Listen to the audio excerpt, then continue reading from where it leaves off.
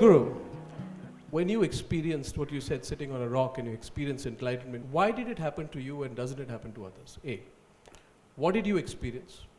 And what do others have to go through that experience? Are you blessed in a different way? Why did nobody else go through that experience? Everyone seeks it. Well, everyone is not seeking it, nor was I seeking it. I was not seeking it. Tell me about it. When I was just 4.5 years of age, I suddenly realized that I don't know anything. I don't know anything means I don't know anything at all. To such an extent, if somebody gives me a glass of water, I would be simply staring at the water for hours on end. I know what is water in terms of how I can use it, but I don't know what it is. Even today we don't know what it is.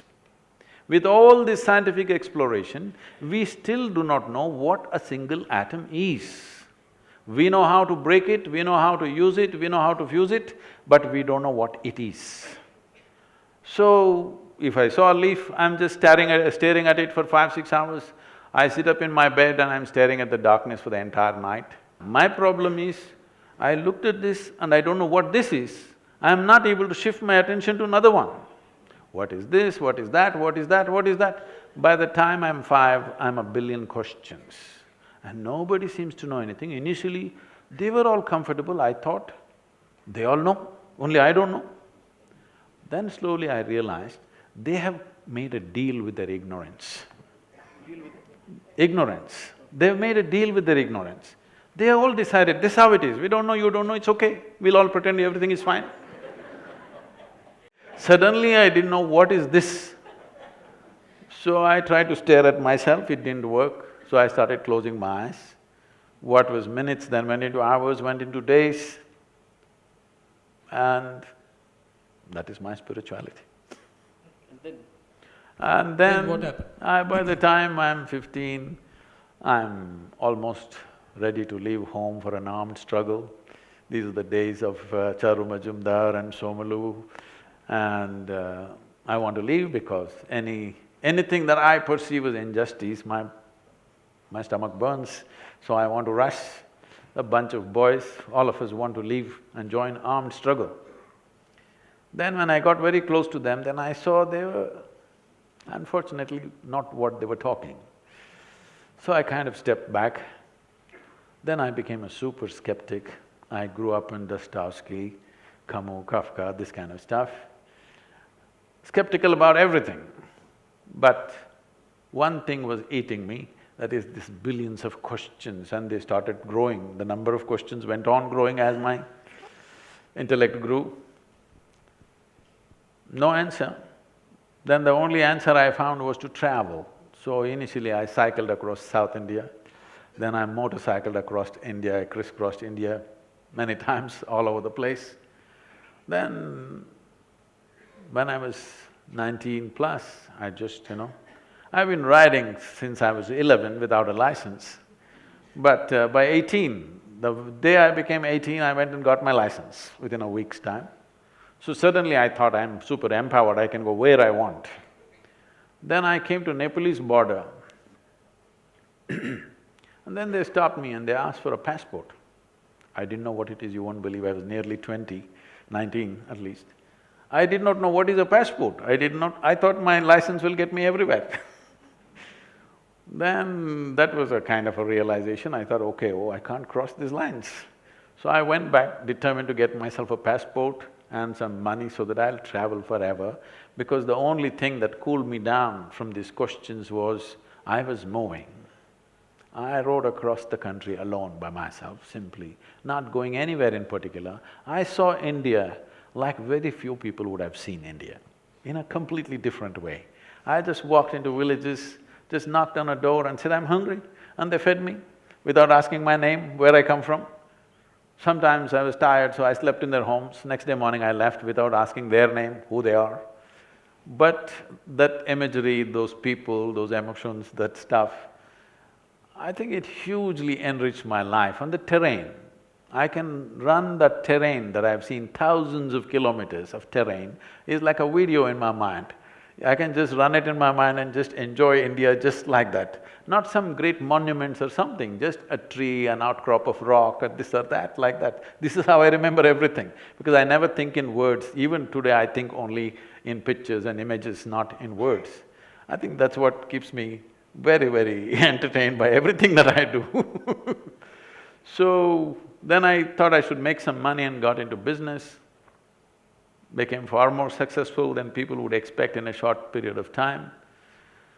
And everybody started clapping their hands, "You're doing great and wonderful." But I was doing all this to get away from everything. But as success came, I try to put one finger, then all the 5 fingers went, then all the 10 fingers went, it'll go right up till here. I think those highly successful business days probably was the most wasted days of my life, because there was no exploration. I did variety of things. I started half a dozen small businesses which all started growing, which people would think is success, but when I look back and see, those 6 years of my life are probably the least creative part of my life. Why did you do it? I thought I'll make money and ride away. Why did you want to make money? To ride. To ride? Yeah, to fill the gas. To put gas in the tank all the time. Because right from the age of 12, 13, I've been riding cycles across South India. After that, I've been on the motorcycle. I don't know how to…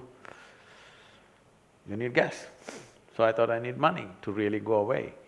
So it caught me up, and then one afternoon, it's in Mysore city. How many of you are familiar with Mysore city? Okay. There's a little hill called Chamandi Hill. There is a tradition in Mysore, at least there was at that time, for the youth. If we fall out, we have to go up Chamandi Hill. If we have nothing to do, we went up Chamandi Hill. So that afternoon, between 2 business meetings, I just had about an hour and a half. Without even thinking, I just rode up Chamandi Hill. I have camped there, I have trekked this hill right from my childhood, I know this too well. So I park my motorcycle, climb up and sit on that now famous rock. But I'm telling you, the rock is not special. It's like the Bodhi tree. The tree became more famous than the Buddha. So, I just went and sat there. My eyes were still open. And suddenly I did not know which is me and which is not me. Till that moment, it was always very clear, this is me, that is somebody else. I have no issue with that somebody, but this is me and that's somebody else. Suddenly I did not know which is me and which is not me. What was me was just everywhere. The very rock upon which I was sitting, the air that I was breathing, the atmosphere around me, everything had become me. I thought this madness lasted for about 10–15 minutes, but when I came back to my normal state, it was about 4.5 hours. My eyes were still open. For the very first time in my adult life, tears. Me and tears were impossible. I lived like this. But tears to a point, my shirt is all wet. And every cell in my body is bursting with ecstasy. When I shook my skeptical head and asked, what is happening to me? The only thing that my mind could tell me was, maybe you're going off your rocker. Then when I shared with my closest friends, something is happening to me, it's too fantastic. That, come on, what did you drink? What did you pop? I saw there was nobody around me, nor anything in my mind to tell me what's happening to me. All I knew was, I've hit something which is a gold mine, and I don't want to miss it for a moment. And I just discovered this. If I just sit here without messing with my thought process and my emotion, my entire system will burst out in ecstasy. And a few days later, I made a plan, because I thought I'm the first one to discover this at that time, because I had no spiritual… I'm not acquainted with spiritual traditions, I've never read a scripture in my life. Till today, I've never prayed to anybody or anything. Nor have I attended any spiritual discourses or anything. So I thought, this is the first time, I know. And I made a plan, in 2.5 to 3 years' time, I'm going to make the entire world ecstatic. See, 35 years. Well, we have touched 150 to 200 million people, but that is not my idea of the world. Slowly, these days I've become wise. Now I realize so many people have so seriously invested in their misery. They are not going to withdraw their investment so easily. It needs so much coaxing and cajoling and life knocking them on their head. So many things need to happen to them, or you have to threaten them with death. Otherwise, they will not withdraw their investments, even though it is causing enormous pain and suffering to them. They are not willing to withdraw their investments in misery. So slowly we are working. I know I will die a failure, but a blissful failure. I've made a mistake, Sadhguru. My mistake is that I'm constructing a studio for our channel Republic. I constructed it in Lower Parel. Can you tell me the way to Chamundi Hill, please? I want to build my studios in Chamundi Hill. I'll also experience ecstasy every moment. I don't know about my guests. I can make it happen in wherever you are. This is fascinating, sir. Life changed after that.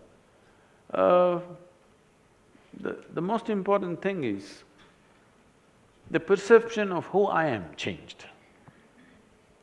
I'm not talking the idea of who I am, the perception of who I am.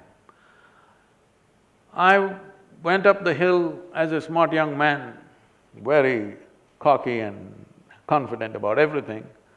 I came down as real nothing. Just nothing means nothing was left in me. I remember that moment. I came down around 7:45, 8. It happens to be a Saturday evening. We are in a construction industry, and Saturday evening is the time when we give out labor to everybody. In front of our office, there are some 500 people waiting. And my partner, I come and park my motorcycle and I still got the engine revving. And I look in and my partner looks out and he can't believe on a Saturday evening I'm not there. He just looks at me like this. I just looked at this entire scene. This is something we built. Built means like every day from morning 5 to 11 in the night, non-stop, I was on sites building this company. I just looked at the expression on my partner's face, he just looked quizzically, "What are you up to? Why are you not here?" kind of look on his face. And I looked at all these people who were waiting in lines for money, the cashiers were giving out money. I engaged the gear and I left. That was my end of my business. Then I loitered around the town because I didn't want to go home. I didn't want to face my mother because suddenly she was no more my mother. Somewhere I was little struggling with that. I knew when I went home, I wouldn't look at her as I have looked at her for the last 25 years. I didn't go there till 11:30 in the night. I wanted her to go to bed, but our mothers are such, she's still waiting. I put my head down and went and said, "I'm not hungry," and I went and locked myself in the room. Because though something so fantastic was happening, I was still struggling between the two worlds. Everything that I considered as myself till that moment was gone. And suddenly I look at people, it's indescribable because so many things that you're involved in, it's like you almost died. I think this is how it must feel when you're dead. So many things you think, this is it, this is it, this is it. But tomorrow morning, poof, the man disappears. Nothing. Doesn't matter you cry, you yell, he doesn't respond. He's completely gone. Just like that, I was completely gone. The person that I was just gone.